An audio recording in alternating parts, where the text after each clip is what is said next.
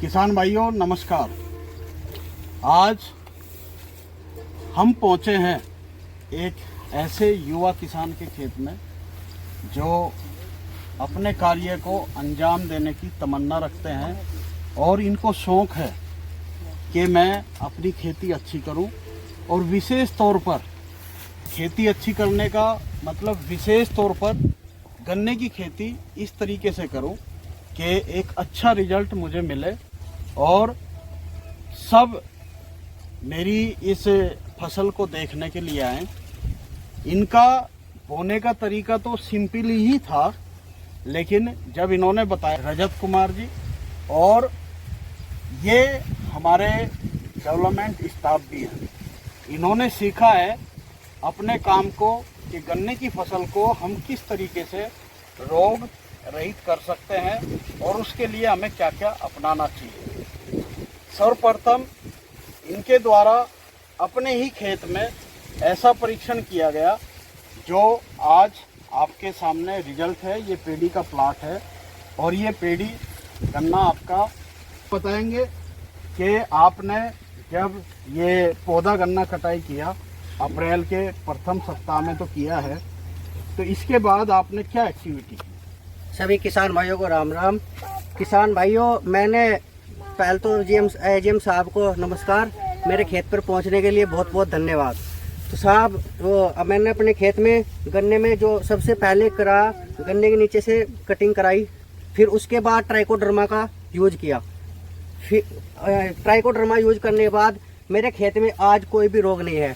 आज मुझे थोड़ा रोग दिखा पोका बोइंग का, तो मैंने अपने खेत में प्रिज्म की स्प्रे कराई और प्रिज्म की स्प्रे मैंने इस साल से पिछले साल भी कराई थी। मुझे प्रिज्म का बहुत ही अच्छा बहुत अच्छा रिजल्ट मिला। तो साहब मैं आपसे आग्रह करना चाहता हूँ, आप समझाएं। किसान भाइयों, जैसा अभी हमारे युवा किसान और हमारे स्टाफ भी हैं, इन्होंने बताया कि स्टेबल सेवर जो आपके ठोटों की कटाई करते हैं उस मशीन से सर्वप्रथम इनके द्वारा है, जिससे इस खेत का लेवल एक हुआ। आप देख सकते हैं कि गन्ने का लगभग लेवल सभी का एक जैसा है। इसका सबसे बड़ा कारण है कि स्टेबल सेवर द्वारा इनके द्वारा ट्रैक्टर में जोड़कर स्टेबल सेविंग की गई और स्टेबल सेविंग के साथ साथ जो खूड़ में इनका टीलर चला है तो उसके द्वारा पुरानी जड़ों को तोड़ दिया गया। इस विधि को अपनाने के बाद इनके द्वारा इस खेत में ट्राइकोडर्मा जो हम सभी किसानों को बताते हैं और इसका प्रयोग करना आज के समय में नितांत आवश्यक है। हम सभी किसान भाइयों को बताते हैं कि प्रिज्म का प्रयोग, ट्राइकोडर्मा का प्रयोग प्रत्येक खेत में करें, प्रत्येक फसल में करें, क्योंकि ट्राइकोडर्मा हमारे खेत में, जमीन में, वायुमंडल में जो भी फंगस हैं उनको कंट्रोल करने का सबसे अच्छा संसाधन है। इनके द्वारा ट्राइकोडर्मा का प्रयोग किया। आप देख सकते हैं कि फसल में कोई रोग नहीं दिखाई दे रहा है।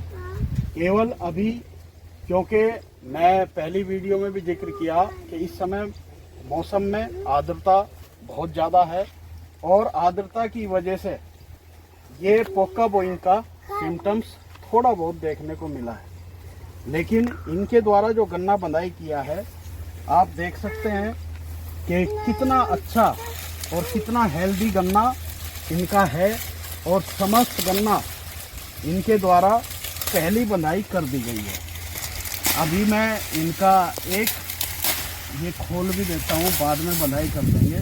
आप देख सकते हैं कि इसमें कितने हेल्दी गन्ने इनके द्वारा बंधाई किए गए हैं और सभी गन्ने बहुत अच्छे हैं और बहुत ही मेहनत इनके द्वारा समय पर कार्य करने की गई है। इसमें बस देखने लायक एक चीज़ है कि अभी जो बंधाई में हमें एक पौधा ये गन्ने का मिला है जिसकी इन्होंने बंधाई की हुई थी और ये इसकी कमर से बंधने के बाद ये गन्ना ऊपर से बंधा, तो ये हेल्दी है।